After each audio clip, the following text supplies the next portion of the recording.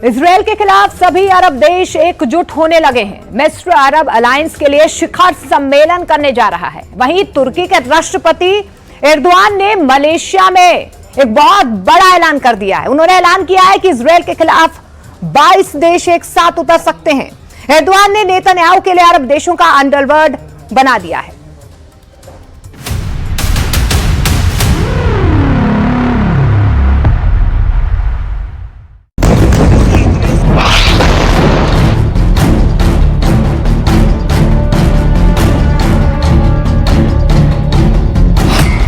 Gaza युद्ध में आया अरब अलायंस।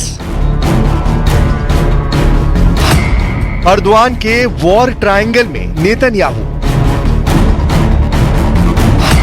गाजा पर दुश्मनी भूल गए 22 लीडर। गाजा से पहले तुर्की का इलाज करेंगे ट्रंप। इजराइल के लिए ट्रंप ने बड़ी मुसीबत खड़ी कर दी। नेतन्याहू के लिए युद्ध का सबसे बड़ा फ्रंट अब खुल गया है, जिसमें इजराइल को 22 देशों की सेनाओं से भिड़ना पड़ सकता है। फिलहाल तो इस युद्ध में बारूदी तड़का तुर्की लगा रहा है। प्रेसिडेंट एर्दोआन हर दिन नए देश को इजराइल के खिलाफ भड़का रहे हैं। गाजा पर ट्रंप के प्लान का खौफ दिखाकर एर्दोआन खाड़ी देशों में जबरदस्त वॉर प्लान पर आगे बढ़ते जा रहे हैं। एर्दोआन की गाजा पॉलिसी पर ज्यादातर देशों की सहमति है। मिस्र और जॉर्डन ने तो सुपर पावर के खिलाफ होने का ओपन ऐलान तक कर दिया है। मिस्र के राष्ट्रपति अब्दुल फतेह अल सीसी ने गाजा मुद्दे पर 27 फरवरी को एक आपातकालीन अरब शिखर सम्मेलन की घोषणा कर दी है।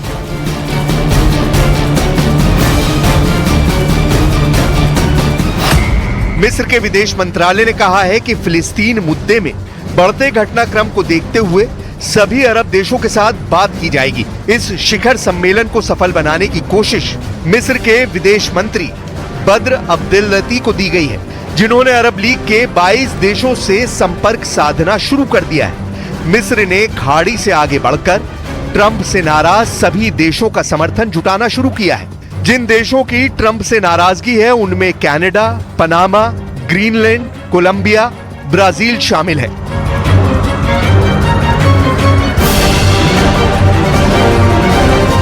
दुनिया भर से समर्थन लेने के बाद इजराइल पर एक्शन लेने का प्लान अरब अलायंस ने बना लिया है। एर्दोआन के वॉर ट्रायंगल में नेतन्याहू को फंसाकर युद्ध में हराने का रोड मैप तैयार है।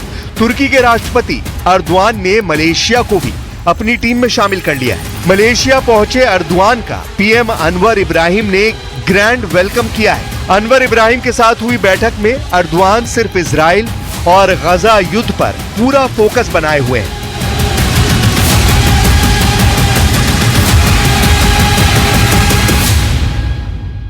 Bu itibarla 1967 sınırları esas alınarak başkenti Doğu Kudüs olan bağımsız, egemen ve coğrafi bütünlüğü haiz bir Filistin devletinin vücut bulması şarttır. Türkiye ve Malezya bu noktada çabalarını ve Filistin'e desteğini hız kesmeden Malaysia ने तुर्की की हाँ में हाँ मिला दी है। अरब league Erdogan के बनाए war plan पर राजी है।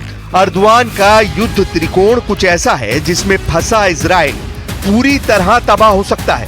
गाजा में ट्रंप के प्लान को फ्लॉप करने के लिए तुर्की इजराइल पर 3 तरफ से हमला करने का प्लान बना सकता है, जिसमें पश्चिमी छोर से अरब देशों की संयुक्त सेना इजराइल पर टूट पड़ेगी, तो वहीं उत्तरी छोर से अंकारा से ऑपरेट होने वाली सेना और कमांडर जुलानी की फौज होगी।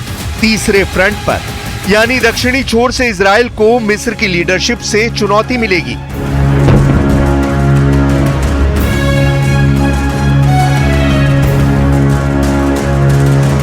ट्रंप का गाजा प्लान सामने आने के बाद से अरब और मुस्लिम देशों में बेहद नाराजगी है। सऊदी अरब, मिस्र, जॉर्डन समेत कई देशों ने ट्रंप के गाजा प्लान पर महायुद्ध होने का डर जताया है।